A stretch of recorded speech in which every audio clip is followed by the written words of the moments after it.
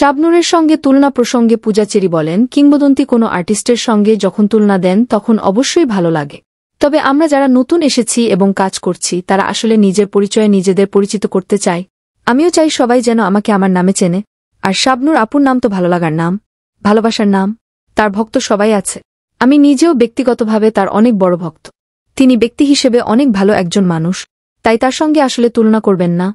কারণ শাবনূর আপু একজনই, তার মতো কেউ হতেও পারবে না। তার মতো হওয়ার চেষ্টা করতে গেলেও আসলে ফেইল হবে। তাই আমি চেষ্টা করতে চাই। আমি আমার মতো নিজের পরিচয়ে বড় হতে চাই। সম্প্রতি মুক্তি পেয়েছে পূজা চেরির লিপস্টিক সিনেমা।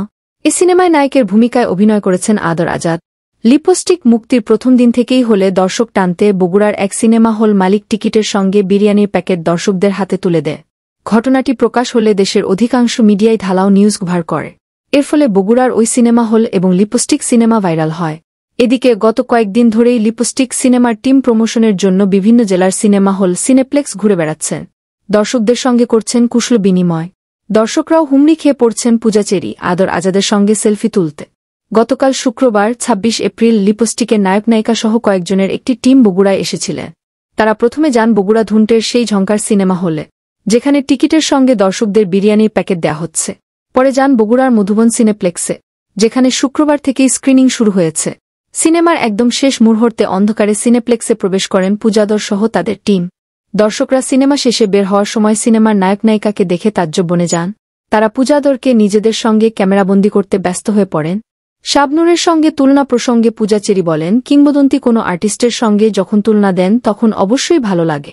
তবে আমরা যারা নতুন এসেছি এবং কাজ করছি তারা আসলে নিজের পরিচয়ে নিজেদের পরিচিত করতে চাই। আমিও চাই সবাই যেন আমাকে আমার নামে চেনে। আর শাবনূর আপুর নাম তো ভালো লাগার নাম, ভালোবাসার নাম। তার ভক্ত সবাই আছে। আমি নিজেও ব্যক্তিগতভাবে তার অনেক বড় ভক্ত। তিনি ব্যক্তি হিসেবে অনেক ভালো একজন মানুষ, তাই তার সঙ্গে আসলে তুলনা করবেন না। কারণ শাবনূর আপু একজনই, তার মতো কেউ হতেও পারবে না। তার মতো হওয়ার চেষ্টা করতে গেলেও আসলে ফেইল হবে। তাই আমি চেষ্টা করতে চাই।